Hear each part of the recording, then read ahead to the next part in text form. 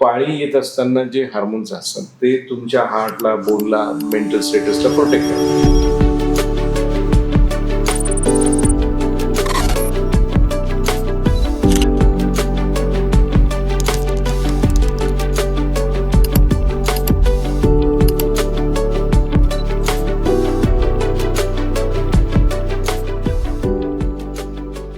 नमस्कार, मी doctor Ranjit Joshi.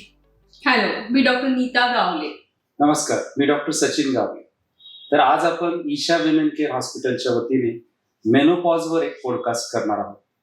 Menopause बद्दल गेल्या काही वर्षांमध्ये खूप अवेअरनेस वाढलेला आहे, इतका की महाराष्ट्र गव्हर्नमेंटनी काही जिल्हा रुग्णालयामध्ये मेनोपॉजचं क्लिनिक चालू करायचं ठरवलं. तर हा मेनोपॉजचा जो अवेअरनेस वाढलाय रणजित सर, त्याच्याबद्दल तुम्हाला काय वाटतं, याची काय आवश्यकता आहे?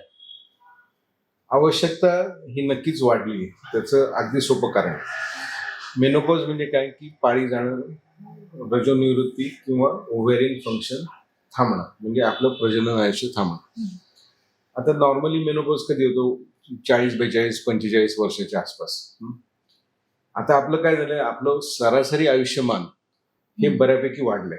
अगदी साधं स्टॅटिस्टिक जर आपण उदाहरण पाहिलं तर आपल्याला जेव्हा स्वातंत्र्य मिळालं त्यावेळेला भारताचं सरासरी आयुष्यमान हे 38-40 वर्ष होतं, जे आज 75-77 वर्ष झाले. म्हणजे ॲव्हरेज माणूस तेवढा जगतो.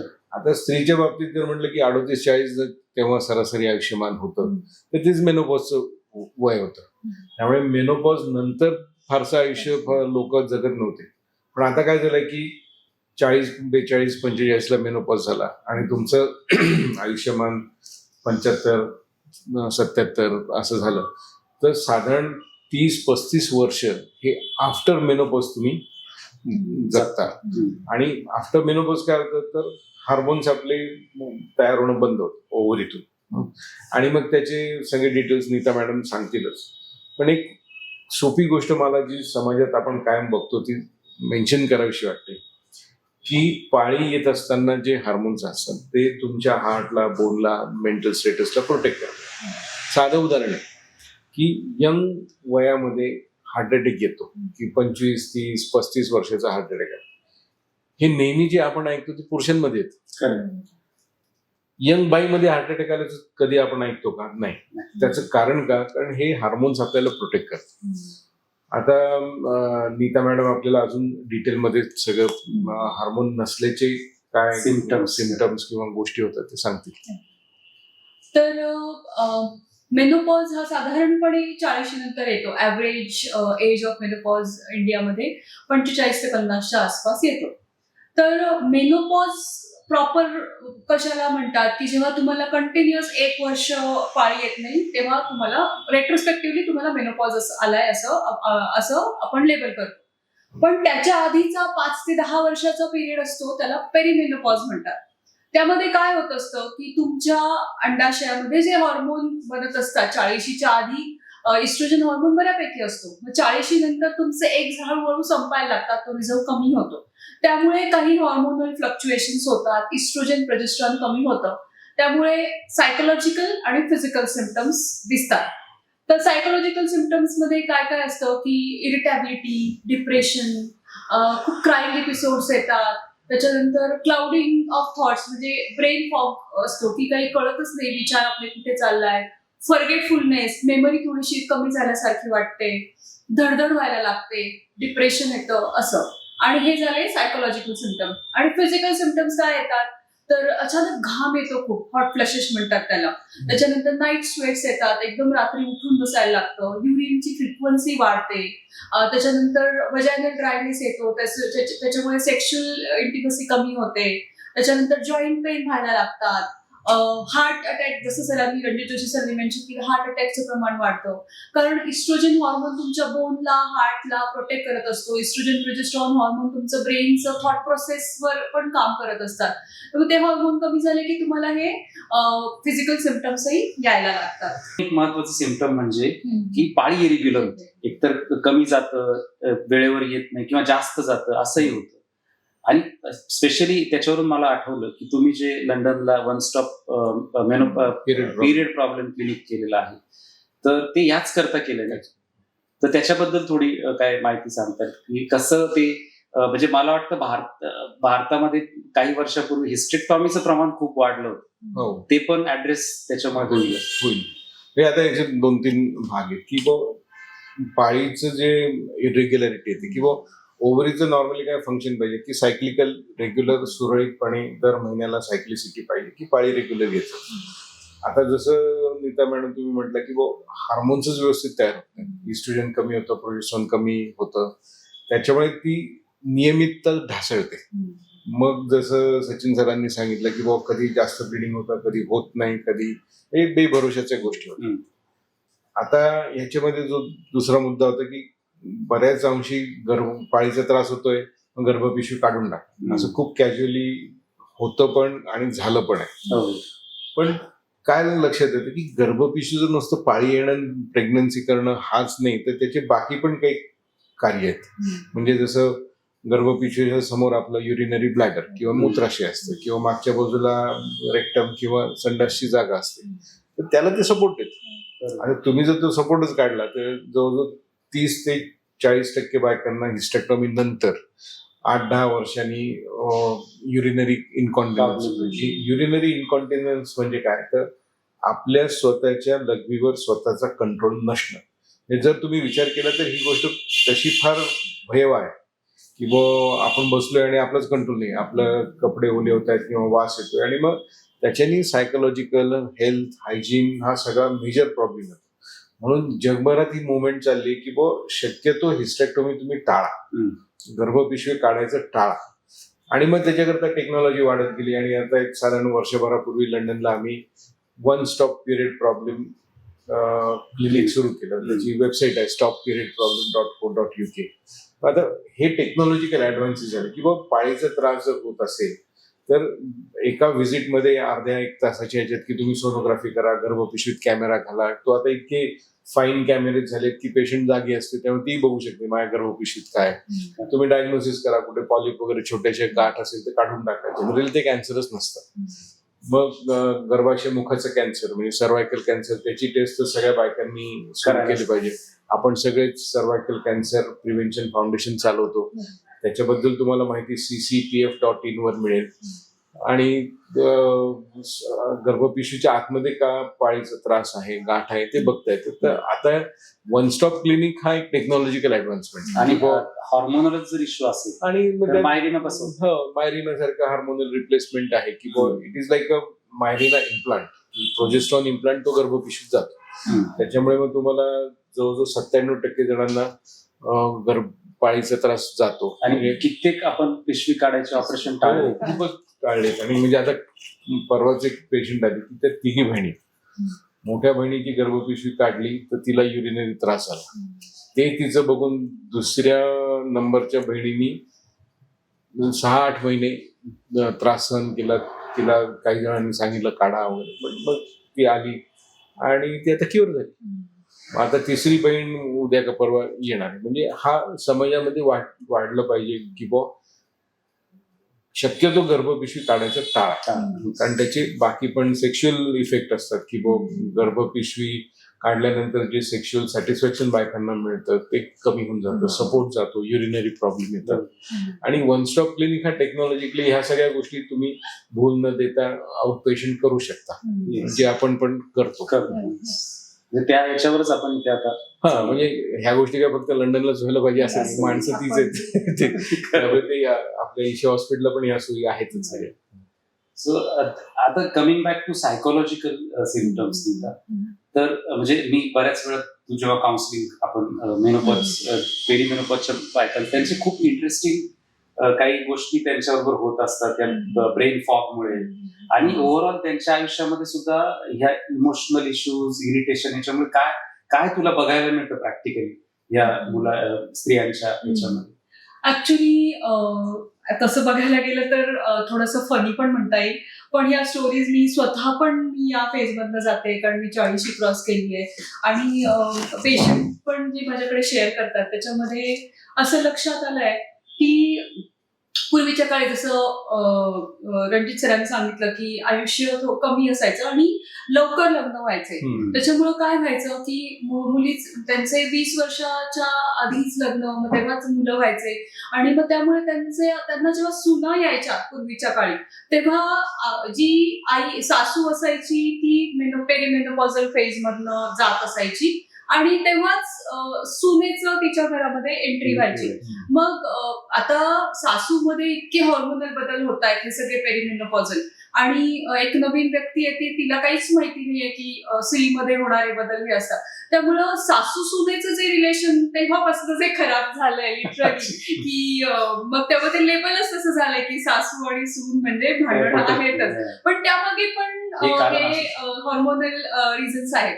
आता काय झालंय, आता लेट मॅरेजेस होतात आणि आता तीच जेव्हा आता माझंच एक्झाम्पल आहे की जेव्हा 40 नंतर आम्ही पेरिमेनोपॉझल फेज मध्ये येतो तेव्हा लेट लग्न आणि लेट मॅरेजमुळे आता सून एवढ्या लवकर येत नाही, पण आमची मुलं आता टीनेज मध्ये असतात आणि एकीकडे आमचे हॉर्मोन कमी होत आहेत, एकीकडे टीनेज मधले हॉर्मोन वाढत आहेत. त्यामुळे आजकाल पॅरेंटिंग डिफिकल्ट झालंय कारण स्त्री मधले पेरिमेनोपॉझल चेंजेस आणि तिला जे फेस करायला लागते टीनेजचे hormonal problem.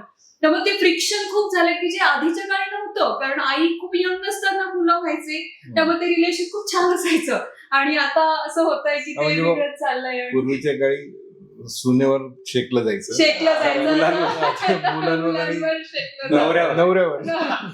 Coming to third, आता हे झालं थर्ड. दुसरं काय होत आहे की आता 40 नंतर हे टिपिकल इस्ट्रोजन हॉर्मोन कमी झाल्यामुळे व्हजायनल ड्रायनेस असतो आणि सायकोलॉजिकल सिम्पटम्स आजकाल जरा जास्त फेस करायला लागतात कारण हे खूप धकाधकीचं स्ट्रेसफुल लाईफ आहे आणि करिअर आता फायनान्शियल बर्डन स्त्रियांना खूप घ्यायला लागतंय टू रन द फॅमिली आणि म्हणून ना हजबंड वाईफचे रिलेशन्स खूप खराब होत चालले. जे टिपिकल मिड लाईफ क्रायसिस म्हणतात ना, कारण तिच्या शरीरात बदल होत आहेत.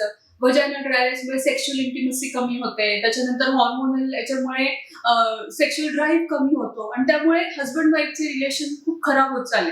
तर माझ्याकडे एखादी स्त्री येते लिटरली तर रडतात की असं असं होतंय आणि हजबंडला माहितच नसतं बेसिकली की तिच्या शरीरात एवढे बदल होत चाललेत आणि त्यामुळे तिला ते सगळं.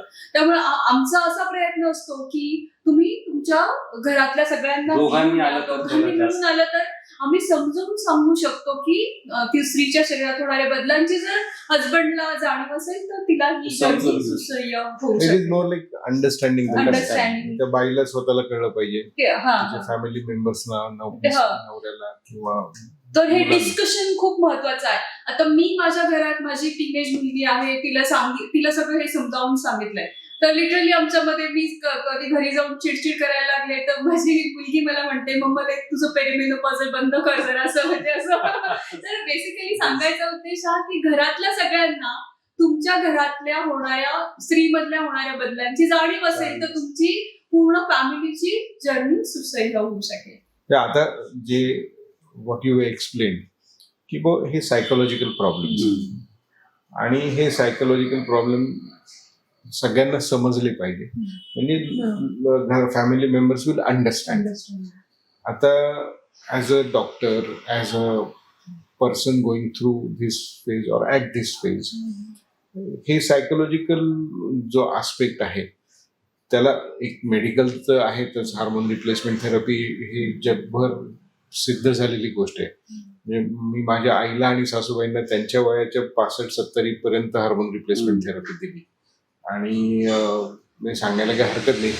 माझी आई अजून 84 वर्षाची आहे आणि गेल्या वर्षात 2दा पडली पण फ्रॅक्चर नाही झालं. सो दॅट इज सगळ्यात कॉमन गोष्ट, व्हेरी कॉमन. 70% बायकांना लोअर लिम्ब फ्रॅक्चर होतं आणि ते आपण रिप्लेसमेंट केलं हे तर अवॉइड होतं. Hormone replacement avoid. म्हणजे त्याच्यावर आपण आता मेडिकल ट्रीटमेंटमध्ये डिटेल बोलू. पण हा जो मेनोपॉझलचा नॉन मेडिकल भाग आहे म्हणजे स्ट्रेस मॅनेजमेंट, मेडिकल तर बोलूच आपण, पण नॉन मेडिकल तुझा काय अनुभव किंवा तू काय शेअर करू शकशील की घरच्या घरी टिप्स म्हणतो ना आपण की. तर ऍक्च्युली जेव्हा मी माझी 40 क्रॉस केली तेव्हा मला हे सगळे सिम्पटम्स हळूहळू एक सिम्पटम्स चालू झाले. मी 40च्या आधी मॅरेथॉन रन केल्या होत्या, पण 40 नंतर नी पेन व्हायला लागलं आणि मला जाणवलं की आता माझे हे पेरिमेनोपॉझल चेंजेस चालू झालेत आणि ते अडॅप्ट आत्ताच जर मी नाही केले तर पुढे जाऊन मला खूप जास्त फेस करावं लागेल. Being a gynaec also I new की हे चेंजेस माझ्या शरीरात होत आहेत. मग सर्वप्रथम मी बेसिकली बदल केले म्हणजे मी मेडिटेशन जास्त करायला लागले. त्याच्याने माझं जे एक हॉर्मोनल मेंटल इरिटॅबिलिटी आणि जे असतं डिप्रेशन त्याच्यावर मला बऱ्यापैकी मात करता आली. दुसरं मी फिजिकल स्ट्रेंथ ट्रेनिंग चालू केलं. मी आठवड्यातनं मिनिमम 3दा किंवा 4दा तरी वेट ट्रेनिंग करायला सुरुवात केली, कारण मसल लॉस किंवा बोन लॉसला मला आता फेस करायला लागणार आहे. त्यामुळे हे मला खूप गरजेचं आहे हे जाणवलं. तर म्हणूनच मी मॅरेथॉन ट्रेनिंग म्हणजे फुल मॅरेथॉन पार्टिसिपेट केलं, हायरॉक्स मध्ये पार्टिसिपेट केलं. त्याच्यानंतर डाएटमध्ये बदल केले, कारण आता दर 10 वर्षांनी आपला मेटाबॉलिक रेट कमी होतो. 40 नंतर अजून 10% कमी होतो. त्यामुळं मला माहिती होतं की आता मला कार्ब्स कट डाऊन करायचे आणि फायबर आणि प्रोटीन वाढवायचे. त्यामुळे मी प्रोटीन इंटेकमध्ये सिग्निफिकंट इम्प्रूव्हमेंट केली. हाय फायबर डाएट खायला लागले, सलाड्स वगैरे, फ्रुट्स खूप खायला लागले, नट्स खायला लागले आणि सनलाईट एक्सपोजर जेवढं माझं चांगलं होईल याची मी काळजी घ्यायला लागले.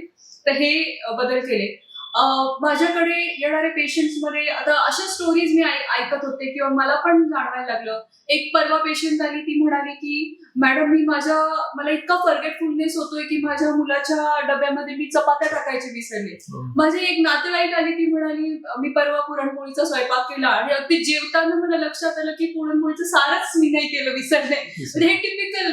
मला पण असं होतं की समोरून आलेली व्यक्ती मला बघितलेलं असतं पण कधी पण असं पटकन रिकलेक्ट होत नाही की हिला आपण कुठे बघितलं. असं जे ब्रेन फॉगिंग खूप चालू झालेलं असतं. मग याच्यासाठी मग थोडंसं अश्वगंधा, ब्राह्मी असलेले प्रिपरेशन, जे फायटोइस्ट्रोजन बेसिकली याचे काही प्रिपरेशन मिळतात जे मी स्वतः पण घ्यायला लागले. काही मार्केटमध्ये अवेलेबल आहेत, आम्ही ते आमच्या पेशंटला पण देतो. त्याच्यानी बऱ्यापैकी या सिम्पटमवर सप्लिमेंट्स मी चालू केले आणि त्याच्याने मला या सगळ्यांवर बऱ्यापैकी कंट्रोल.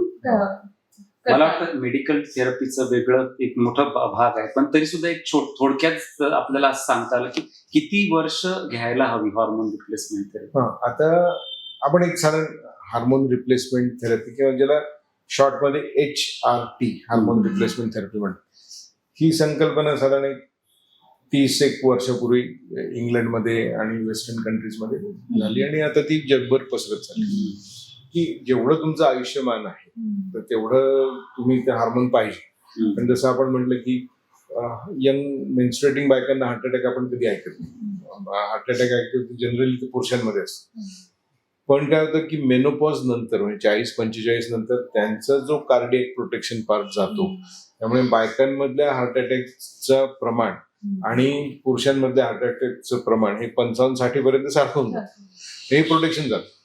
मग आता हार्मोन रिप्लेसमेंट कुठल्या हार्मोनने करायचे, तर प्रजनन संस्थेचे 2 हार्मोन, इस्ट्रोजन आणि प्रोजेस्ट्रॉन, आणि हे तुम्ही घ्यायला पाहिजे. आता इस्ट्रोजनचं काळजी किंवा त्याची जी रिस्क फॅक्टर मानली जाते हे खूप महत्वाचं आहे की लोक म्हणतात की अरे नुसतं इस्ट्रोजन घेतलं तर त्यांनी गर्भपिशवीचं लायनिंग वाढेल, मग कॅन्सर होऊ शकतो आणि ब्रेस्ट कॅन्सर होऊ शकतो आणि ब्रेस्ट कॅन्सरची रिस्क वाढते. तर आता गर्भपिशवीचं कॅन्सर कधी होऊ शकतो जर तुम्ही अनअपोज्ड इस्ट्रोजन घेतलं, त्याला प्रोजेस्ट्रॉन नाही दिलं, मग तुम्ही ते प्रोजेस्ट्रॉन घेऊ शकता. जसं आपण मायरिना म्हटलं तो एक ऑप्शन आहे. दर महिन्याला पाळी येऊ शकते, दर 2 महिन्याला पाळी येऊ शकते, 2-3 महिन्याला पाळी येऊ शकते, कंटिन्युअस कंबाईन घेता येतं. असे बरेच त्याच्यात आहे की प्रोजेस्ट्रॉन तुम्ही ऍड केलं की तुमचं गर्भाशयाचं कॅन्सरची रिस्क जाते.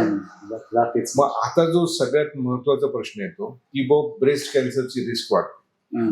आता ह्याच्यामध्ये काय होतं ना की म्हणजे इंग्लिशमध्ये त्याला आपण पॉसिबिलिटी आणि प्रॉबेबिलिटी म्हणतो, मराठीमध्ये त्याची होण्याची शक्यता आणि खरंच त्याचं आकडेवारी काय हे जाणून घेणं महत्वाचं की HRT मुळे ब्रेस्ट कॅन्सरची शक्यता वाढते. खरंय, किती वाढते तर त्याचं जर स्टॅटिस्टिक पाहिलं तर आज आपल्या देशामध्ये साधारण 10 लाखामध्ये 40 बायकांना ब्रेस्ट कॅन्सर होतं. जे प्रमाण पाहिलं तर किती 0.004%. जर तुम्ही HRT घेतला तर 10 लाखामध्ये 44 जणांना ब्रेस्ट कॅन्सर. ओके. म्हणजे स्टडीज वेस्टर्न कंट्रीजचे आहेत, आपल्या देशातला डेटा नाहीये, पण वेस्टर्न कंट्रीजचा जो हा डेटा आहे म्हणजे 10 लाखामागे 4. टक्केवारी आता जे गणितात चांगले त्यांनी करावं. माझं गणित चांगलं नाही म्हणून डॉक्टर झालो. पण 10 लाखामागे 4 जर आपण असं म्हटलं तर 0.0004% ही एवढ्या कमी रिस्क करता जो फायदा आहे HRT.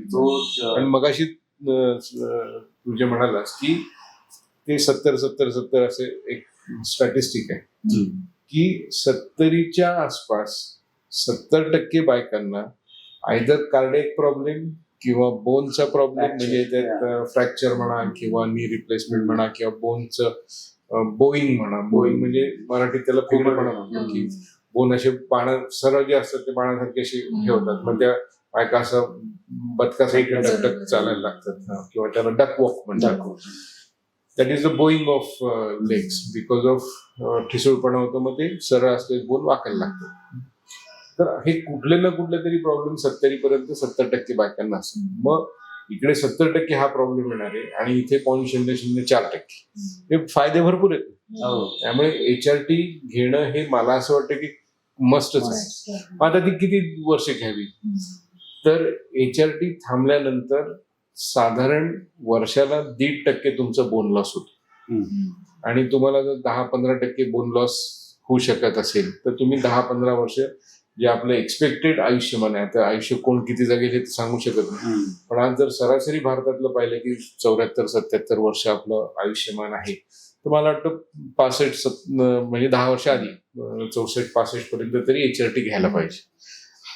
अजून जास्त दिवस घेतली, मॉनिटरिंग करत राहिला तुम्ही, मॅमोग्राफी अशी तुम्ही करायला पाहिजे. HRT घ्या नाही तर नका घेऊ. पॅप्समिअर तुम्ही केलाच पाहिजे दर 2 वर्षांनी. HRT घ्या किंवा नका घेऊ. तर हे करून मला वाटतं HRT घेणं हे महत्वाचं. आणि मला पण काय जाणवलं, तर आपण ट्रीटमेंट बद्दल बोलतोय म्हणून की एक हे अवेअरनेस कमी असल्यामुळे काय होतं महत्वाचं, की हे जे मेंटल फॉगिंग, सायकॅट्रिक सिम्पटम्स, हे जे सिम्पटम्स आहेत हे बऱ्याच वेळा स्त्रियांना कळतच नाहीत की हे मेनोपॉज रिलेटेड आहे, पेरिमेनोपॉज. आणि म्हणजे नॉट टू जज एनीबडी, बट बऱ्याच वेळा ते गायनेकोलॉजिस्ट कडे जायच्या ऐवजी वेगळ्या स्पेशालिटीकडे जातात की जे त्यांना सायकॅट्रिक सिम्पटम्स म्हणून rather than giving hormone replacement they may start them on antidepressant. आणि मग तो म्हणजे वेगळंच ट्रॅकवर पेशंट निघून जातो. तर ते पण जर अवेअरनेस सुधारला तर. आणि म्हणजे तू म्हणतो ते बरोबर आहे की एक डिप्रेशन किंवा कोणाला तरी मानसिक स्वास्थ्य ढासळलं, तर आपण असं म्हणू शकत नाही की ते नुसतं हार्मोनमुळे किंवा नुसतं मानसिक त्रासामुळे. कारण कधी कधी क्लिनिशियन लोकांना पण ते अवघड जातं सांगणं की हे नक्की ओरिजिनल मानसिक त्रास आहे किंवा सायकोलॉजिकल प्रॉब्लेम आहे का हार्मोन आहे का दोन्ही. काही केसेस मध्ये दोन्ही. त्यामुळे जसं आपण बघतो की आपल्याला वाटलं की याने पाहिजे तेवढा फायदा नाही होते, तर मग आपण मानसोपचार तज्ञ किंवा सायकॅट्रिस्टची मदत घेतो. सो इट इज बेसिकली कुठल्याही याच्यामध्ये मल्टीडिसिप्लिनरी. कारण मानसशास्त्रामध्ये ते लोक, मानसशास्त्र शिकणारे लोक जास्त एक्सपर्ट असतात. हार्मोन रिप्लेसमेंट मध्ये ते लोक जास्त एक्सपर्ट असतात, गायनेकोलॉजिस्ट एक्सपर्ट असतात, एंडोक्रायनॉलॉजिस्ट असतात. मग त्यामुळे ठीक आहे, आपल्याला जो प्रॉब्लेम आहे तो वाटतोय, नाही झाला तर तुम्ही दुसऱ्या लोकांची मदत घ्यायला मागे पुढे बघू नका. ते आहे, आपण you should sick help. Sick help हे महत्वाचं आहे. आणि दुसरं आपला काय अनुभव आहे की इफ डायग्नोसिस इज परफेक्ट की हे हॉर्मोन रिप्लेसमेंटचीच कॅन्डिडेट आहे ही पेशंट, तर जेव्हा त्यांना हॉर्मोन रिप्लेसमेंट आपण देतो तर त्यांचं सॅटिस्फॅक्शन लेवल एवढं हाय असतं महिनाभरात की दे देमसेल्फ कम अँड से की नाही आम्हाला ही गोळी घ्यायची. एवढा फरक. हार्मोनचं दुसरं काय ना की हार्मोन तुम्हाला मोजतायत की तुम्ही ब्लड टेस्ट करा, तुमची लेवल किती आहे बघा, आणि मग त्या दृष्टीने तुमचा डोस ऍडजस्ट करा. आणि जसं तू म्हणाल तसं की मिरॅक्युलस चेंज होतो. म्हणजे बायका काय मध्ये मला नवऱ्याने पण फोन करून सांगितलं, सर ती माझा त्रास कमी झाला, चिडचिड कमी होते, म्हणजे पूर्ण फॅमिलीची हेल्थ सुधारते. शेवटी काय फॅमिलीमध्ये सगळेच असतात, एकाची हेल्थ दाखवली की सगळ्यांची. सो तुम्हाला नक्कीच मेनोपॉजचा जो पॉडकास्ट आहे तो इन्फॉर्मेटिव्ह वाटलाच असेल. जर तुम्हाला अजून काही क्वेरीज असतील तर आम्हाला कॉमेंटमध्ये नक्की कळवा. आणि आमचं पॉडकास्टला लाईक करा, शेअर करा आणि स्टे कनेक्टेड. थँक्यू. थँक्यू.